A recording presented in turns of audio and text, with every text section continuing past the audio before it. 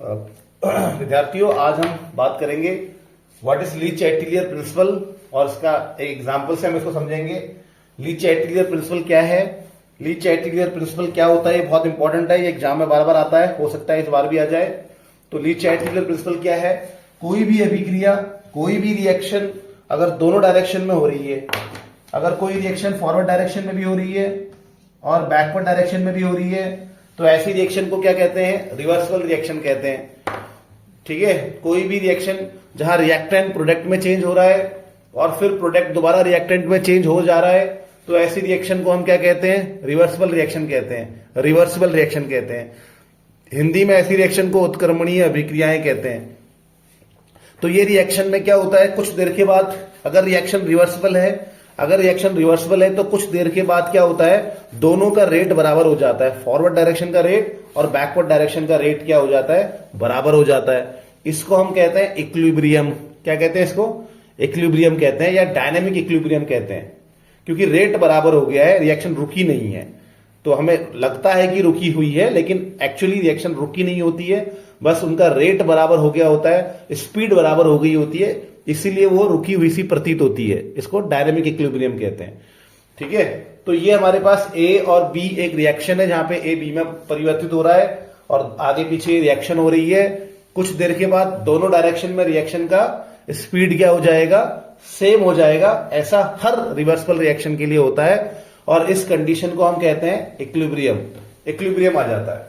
तो जब इक्विलिब्रियम आ जाता है तो अगर आप कोई भी डिस्टर्बेंस करते हो, कोई भी चीज चेंज करते हो, जैसे आपने टेम्परेचर चेंज कर दिया, या जैसे आपने प्रेशर चेंज कर दिया, या जैसे आपने कंसंट्रेशन चेंज कर दिया, तो अगर आप कुछ भी परिवर्तित करते हो, कोई भी परिवर्तन करते हो, तो रिएक्शन किसी एक डायरेक्शन में तेज हो जाती है। इक्विलिब्रियम किसी एक डायरेक्शन में शिफ्ट हो जाता है और इक्विलिब्रियम रिएक्शन किसी एक डायरेक्शन में तेज हो जाती है को हम क्या कहेंगे, इक्विलिब्रियम शिफ्ट हो रहा है, ऐसा बोलते हैं। क्या बोलते हैं, इक्विलिब्रियम शिफ्ट हो रहा है, ऐसे बोला जाता है। तो जब हम क्या करते हैं, कोई रिएक्शन अगर इक्विलिब्रियम में है, इक्विलिब्रियम को हिंदी में साम्य अवस्था कहते हैं। कोई अभिक्रिया अगर साम्य अवस्था में है, कोई रिएक्शन अगर इक्विलिब्रियम में है और आप यदि बाहर से कोई चेंज लाते हो, बाहर से अगर आप कुछ परिवर्तन कर रहे हो, आप प्रेशर में चेंज कर रहे हो, आप कंसंट्रेशन में चेंज कर रहे हो, कुछ भी चेंज लाते हो, तो रिएक्शन किसी एक डायरेक्शन में चली जाएगी और उस डायरेक्शन में जाएगी, उस डायरेक्शन में जाएगी जहां जाने से आपके द्वारा किया गया चेंज कम हो जाता है, जहां जाने से आपके द्वारा किया गया चेंज कम हो जाता है। मैं तो इसे झापड़ वाला नियम कहता हूं, क्योंकि जब आप किसी के गाल में झापड़ मारते हैं तो वो बंदा अपना गाल उस तरफ ले जाता है जिस तरफ आपके झापड़ का प्रभाव क्या हो जाए, कम हो जाए। तो आप वैसे याद कर सकते हैं कि जब कोई अभिक्रिया इक्विलिब्रियम में होती है और हम बाहर से कोई चेंज लाते हैं, कोई डिस्टर्बेंस करते हैं, ठीक है, तो हमारा इक्विलिब्रियम या हमारी अभिक्रिया उस डायरेक्शन में चली जाती है जहां जाने से हमारा जो डिस्टर्बेंस हमने किया है उसका प्रभाव कम हो जाए। इसी को हम ली-चाइटलियर या ला सातेलिए का नियम कहते हैं। अब मैं आपको इसका एक एग्जाम्पल बताऊंगा। ठीक है बच्चों, तो अब हम देखने वाले हैं, हमारे पास एक रिएक्शन है, हम ली-चाइटलियर प्रिंसिपल को एक एग्जाम्पल से समझेंगे। हमारे पास एक रिएक्शन है जहां नाइट्रोजन हाइड्रोजन से रिएक्शन कर रहा है और अमोनिया बना रहा है। इस रिएक्शन को हैबर विधि कहते हैं, अमोनिया बनाने की हैबर विधि कहते हैं।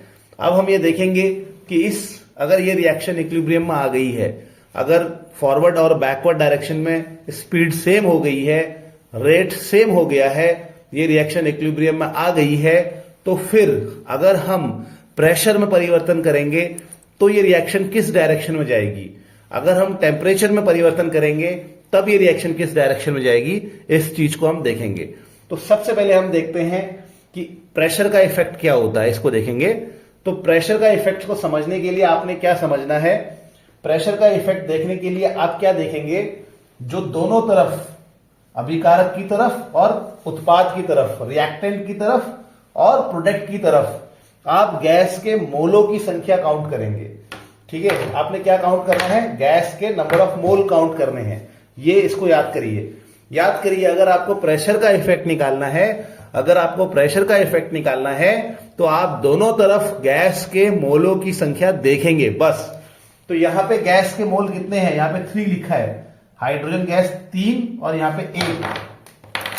तो यहां पे हाइड्रोजन गैस 3 है और यहां पे आपका नाइट्रोजन 1 है, तो यहां पे 4 मोल है। यहां पे गैस के कितने मोल है, 4 मोल है।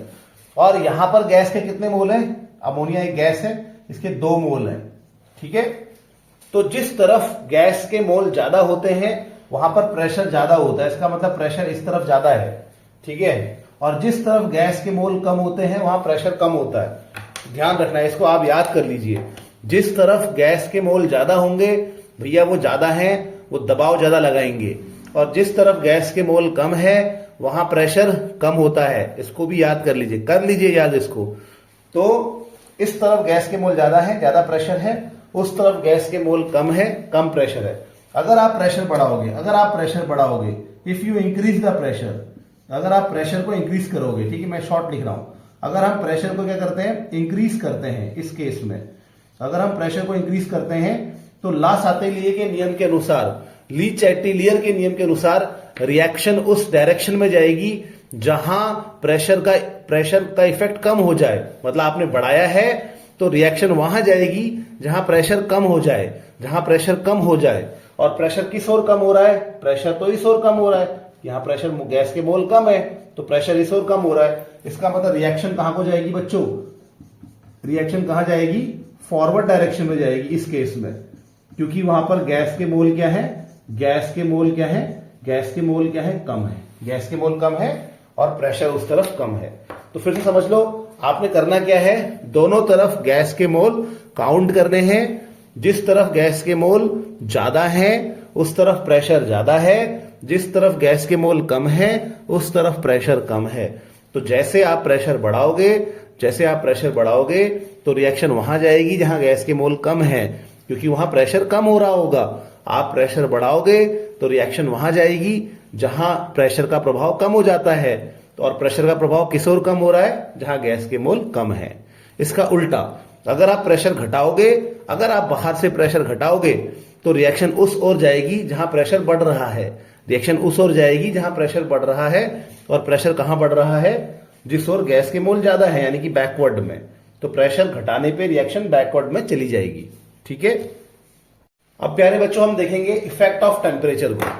टेम्परेचर के इफेक्ट को देखने के लिए इस बात को समझ लीजिए कि जो ये हमारी रिवर्सिबल रिएक्शन होती है ये एक डायरेक्शन में एक्सोथर्मिक होती है, यानी कि किसी एक डायरेक्शन में जब ये जाती है तो वहां हीट निकलती है, और उसके विपरीत दिशा में हमेशा एंडोथर्मिक होती है, यानी कि वहां पे वो हीट को खाती है, हीट को अवशोषित करती है। अब किस डायरेक्शन में एक्सोथर्मिक होगी और किस डायरेक्शन में एंडोथर्मिक होगी, ये चीज हम ऐसे निकाल नहीं सकते, ये एक्सपेरिमेंटल चीज है, वो क्वेश्चन में आपको देके रखेंगे। तो आप हमेशा याद रखेंगे कि रिवर्सिबल रिएक्शन हमेशा एक डायरेक्शन में एक्सोथर्मिक होगी तो दूसरे डायरेक्शन में वो क्या होगी, उसके अपोजिट डायरेक्शन में एंडोथर्मिक होगी। और ये आपको क्वेश्चन में देके रखेंगे। मान लेते हैं कि क्वेश्चन में दे रखा है इस तरफ डेल्टा एच नेगेटिव, जिस तरफ एक्सोथर्मिक होती है रिएक्शन उस तरफ वहां पे डेल्टा एच माइनस दिखाएंगे। तो इस तरफ को अगर आपको डेल्टा एच माइनस दिखाया गया है, इसका मतलब इस तरफ क्या है, वो एक्सोथर्मिक है, यहां हीट निकल रही है। और अगर इस तरफ एक्सोथर्मिक है तो इसके अपोजिट डायरेक्शन में आपने खुद मान लेना है कि रिएक्शन एंडोथर्मिक है और इसके अपोजिट डायरेक्शन में डेल्टा एच पॉजिटिव है, ऐसा आपने मान लेना है। मान लो कि यहां पे पॉजिटिव दिया होता, यानी कि इस तरफ एंडोथर्मिक है, तो आप इस तरफ नेगेटिव मान लेते, इस तरफ एक्सोथर्मिक मान लेते। तो जिस तरफ डेल्टा एच का मान आपको नेगेटिव दे रखा है उस तरफ एक्सोथर्मिक है रिएक्शन, और जिस तरफ डेल्टा एच का मान पॉजिटिव दे रखा है उस तरफ रिएक्शन एंडोथर्मिक है, ऐसा आपने मान लेना है। ये देके रखेंगे आपको एग्जाम में, ठीक है। अब बताते हैं टेम्परेचर का इफेक्ट क्या होगा। अगर आप टेम्परेचर बढ़ाते हैं तो कैसे बढ़ाएंगे आप टेम्परेचर, हीट देके बढ़ाएंगे। अगर आप टेम्परेचर बढ़ाते हैं तो आप हीट देके टेम्परेचर बढ़ा रहे हो, और अगर आप हीट देके टेम्परेचर बढ़ाओगे तो रिएक्शन टेम्परेचर कम करने के लिए हीट को खा जाएगी। इसका मतलब टेम्परेचर बढ़ाओगे तो रिएक्शन हीट को खाएगी, यानी कि एंडोथर्मिक डायरेक्शन में चली जाएगी। तो अगर हम टेम्परेचर को इंक्रीज करते हैं, इस केस में अगर हम टेम्परेचर को क्या करेंगे, टेम्परेचर को इंक्रीज करेंगे तो रिएक्शन एंडोथर्मिक डायरेक्शन में चली जाएगी, एंडोथर्मिक डायरेक्शन में जाएगी, यानी कि रिएक्शन जाएगी बैकवर्ड, रिएक्शन जाएगी बैकवर्ड डायरेक्शन में। और अगर आप टेम्परेचर को घटाओगे, टेम्परेचर को डिक्रीज करोगे, टेम्परेचर को डिक्रीज करोगे तो रिएक्शन जाएगी, आप टेम्परेचर घटा रहे हो, हीट को लेकर आप टेम्परेचर घटा रहे हो ना, आप टेम्परेचर कैसे घटाते हो, हीट को खींच लेते हो, तो वो हीट को बढ़ाने के लिए हीट छोड़ेगी, और यानी कि टेम्परेचर घटाओगे तो रिएक्शन एक्सोथर्मिक डायरेक्शन में जाएगी। और इस केस में एक्सोथर्मिक किस तरफ है, फॉरवर्ड की तरफ है, फॉरवर्ड की तरफ है। तो ये अच्छे से रट लो कि अगर टेम्परेचर को बढ़ाओगे तो अगर टेम्परेचर को बढ़ाओगे तो वो हीट को खाएगी टेम्परेचर को घटाने के लिए सॉरी, अगर आप टेम्परेचर को बढ़ाओगे, अगर आप टेम्परेचर को बढ़ाओगे तो रिएक्शन हीट को खाएगी, टेम्परेचर को घटाएगी, यानी कि एंडोथर्मिक डायरेक्शन में जाएगी। और अगर आप टेम्परेचर को घटाओगे, अगर आप टेम्परेचर को घटाओगे हीट खाकर, तो रिएक्शन हीट छोड़ेगी और एक्सोथर्मिक डायरेक्शन में जाएगी। इसको याद कर लेना अच्छे से। तो प्रेशर के लिए, प्रेशर बढ़ाने पे उस तरफ जाती है जहां पर मोल्स कम होते हैं गैस के, रट लो। प्रेशर बढ़ाएंगे तो उस तरफ जाएगी जहां मोल्स गैस के कम है, प्रेशर घटाएंगे तो उस तरफ जाएगी जहां मोल्स गैस के ज्यादा है। ठीक हो गया। टेम्परेचर बढ़ाएंगे तो उस तरफ जाएगी जहां पे रिएक्शन क्या है, एंडोथर्मिक है। टेम्परेचर घटाओगे तो रिएक्शन उस तरफ जाएगी जहां पर वो एक्सोथर्मिक है। ठीक है। अब तीसरा वाला जो है, तीसरा वाला मैं लिखा नहीं रहा हूं, आपने ऐसे याद करना है। अगर आप अभिकारक की सांद्रता बढ़ाओगे, रिएक्टेंट का कंसंट्रेशन बढ़ाओगे तो प्रोडक्ट की तरफ जाएगी ताकि इसका कंसंट्रेशन कम हो जाए। अगर प्रोडक्ट का कंसंट्रेशन बढ़ाओगे तो रिएक्टेंट की तरफ जाएगी, रिएक्टेंट की तरफ जाएगी, फॉर बैकवर्ड जाएगी ताकि इसका कंसंट्रेशन कम हो जाए। ठीक है, ओके।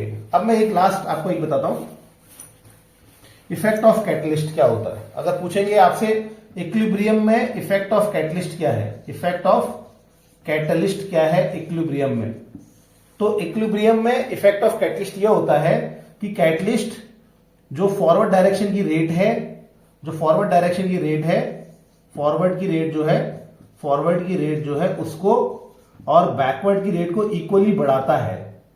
बैकवर्ड की रेट को क्या करता है, इक्वल बढ़ाता है, इक्वल इंक्रीज करता है। मतलब अगर आपने कैटलिस्ट डाल दिया तो ऐसा नहीं है कि बैकवर्ड में तेज हो जाएगी, या ऐसा नहीं है कि फॉरवर्ड में तेज हो जाएगी। अगर आपने कैटलिस्ट डाला तो वो दोनों डायरेक्शन में रिएक्शन की रेट को बराबर बढ़ा देगा, वो दोनों डायरेक्शन में रिएक्शन की रेट को इक्वली बढ़ा देगा और इक्विलिब्रियम को जल्दी लाने में सहायक होगा। इक्विलिब्रियम जल्दी आ जाएगा। अगर इक्विलिब्रियम 10 घंटे में आ रहा है तो कैटलिस्ट डालने से इक्विलिब्रियम 10 सेकंड में आ जाएगा। ठीक है, लेकिन जो 10 घंटे में इक्विलिब्रियम आता है सेम वैसा ही इक्विलिब्रियम 10 सेकंड में आएगा। मतलब इक्विलिब्रियम से कुछ वो छेड़छाड़ नहीं करता, it does not change the equilibrium conditions. वो इक्विलिब्रियम में परिवर्तन नहीं करता है, बस इक्विलिब्रियम को जल्दी लाने में सहायक होता है। ठीक है, तो कैटलिस्ट दोनों तरफ अभिक्रिया की गति को समान रूप से बढ़ा देता है, उत्प्रेरक दोनों तरफ अभिक्रिया की गति को समान रूप से बढ़ा देता है और इक्विलिब्रियम को जल्दी लाने में सहायक होता है, जल्दी लाने में सहायक होता है, इक्विलिब्रियम की टाइमिंग को कम कर देता है। यह कैटलिस्ट का प्रभाव होता है, उत्प्रेरक का प्रभाव होता है। धन्यवाद बच्चों, उम्मीद है कि आपको चीजें समझ में आ रही होंगी। अच्छा, एक बात और मैं आपको बता देता हूं। अगर मान लो हमारे पास, जैसे हमारे पास आइस है, आइस सॉलिड है और वो लिक्विड वाटर में कन्वर्ट हो गया, वो वाटर में कन्वर्ट हो गया, ठीक है, लिक्विड स्टेट में। इसके ऊपर प्रेशर का क्या प्रभाव पड़ेगा? तो यहां पर प्रेशर का कोई प्रभाव नहीं पड़ेगा, क्योंकि यहां पर दोनों में से कोई भी गैस नहीं है। अगर आपके अभिकारक और उत्पाद में, आपके रिएक्टेंट और प्रोडक्ट में कोई भी गैस ना हो, कोई भी गैस ना हो, तो ऐसे में प्रेशर का वहां पे कोई भी प्रभाव नहीं पड़ता है। इसको भी ध्यान रखना है। ठीक है, तो ये पूछ सकते हैं कि इसके ऊपर इक्विलिब्रियम में प्रेशर का क्या इफेक्ट पड़ेगा, तो नो इफेक्ट, क्योंकि यहां पे कोई भी गैस नहीं है। थैंक यू प्यारे बच्चों, थैंक यू।